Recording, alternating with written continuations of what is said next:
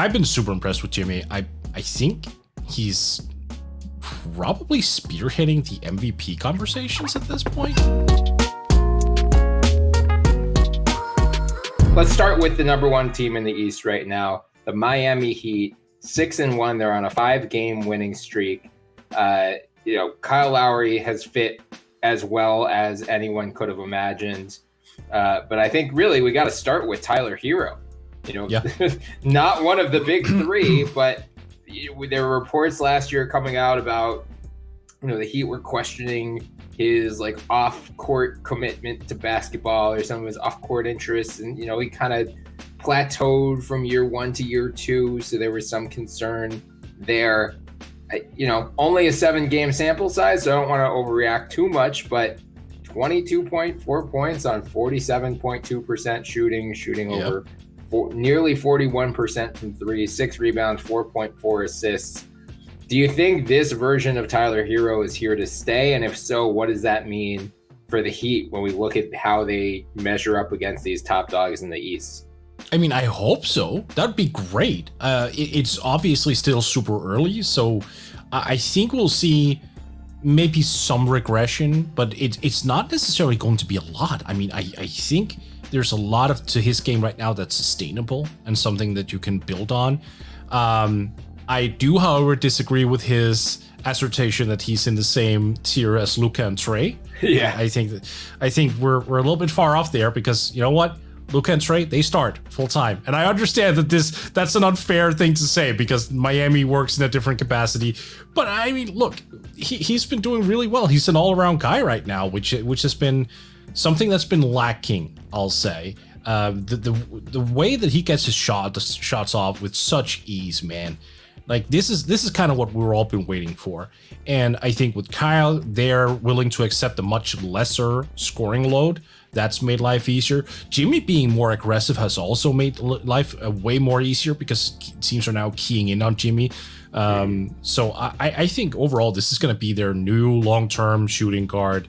And I kind of hope that they start to start him actually because I don't think you can keep justifying PJ Tucker over Tyler Herro. Yeah, I mean we talked about this during the offseason how it wouldn't shock us if Tucker kept starting for the defense, but we expected to see a lot of lineups with the big three plus Robinson plus Herro. Like that is a well-balanced, small ball, devastating offensive lineup. I'll have to pull up Clean the Glass. I can only imagine the net rating of that lineup right now, but it must be just pure flames. And, I think another one of the things that stands out to me about this Heat team, for all of the early season concern about, all these guys complaining about free throws being down or refs not calling the same things, Jimmy Butler's averaging 9 free throw attempts per game. That's actually an increase over what he did last year. Right. And Bam Adebayo is up to 6.8 per game, which is a career high for him.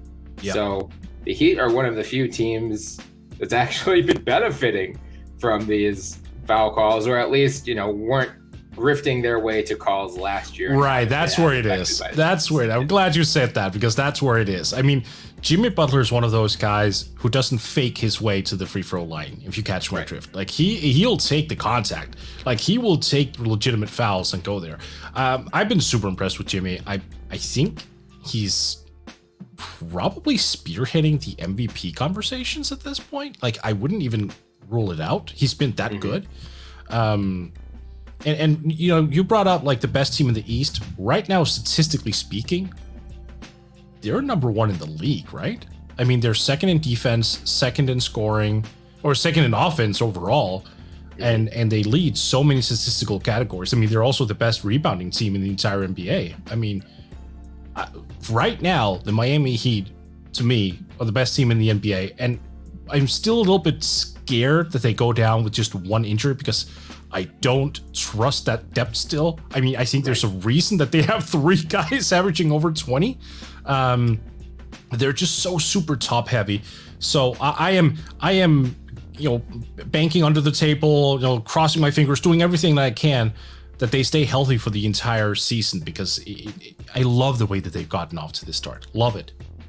Yeah. I mean, it's a 7-game sample size, so it's hard Right. to read too much into any of this stuff. But in their first win against Milwaukee, it was with like half of Milwaukee's starting lineup out. So it's you look at it, it's like, oh my God, they beat Milwaukee by 42, and it's like, yeah, well, you beat Milwaukee's JV team by 42. Yeah. Wins against Orlando and Dallas. I mean, Dallas has actually rebounded from its slow start, but beating Orlando, no big deal. Yeah. And Dallas, I mean, their record is good, but their offense is still an eyesore. Pure crap, you mean? Yeah. Yeah. So, wins over the Nets, Hornets, Grizzlies. Like they're not just beating up on patsies. I don't want to say it like that, but they also haven't faced a ton of like really true tests yet, which, they face Boston tonight, Utah, Denver, Lakers, Clippers, Utah. So like in the next week or so, we'll have a much better sense of, if this Heat team is 10-2 or 11-1 after that stretch, okay, then you can really buy into them as, it isn't just two teams at the top of the East. Like, we thought throughout the offseason, Brooklyn and Milwaukee and then everyone else, and we put Miami in that next tier. I think both of us had them like 3 or 4 going into the season. But I could, reasonably see Miami going into that first tier and putting that next group of teams below them. Pending health. Right, of course. Yeah.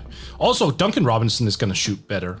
I think that's important to bring up as well. Like he's been, I don't want to say inefficient because the volume of threes obviously is insane, but he hasn't hit his usual standards, is what I'd say.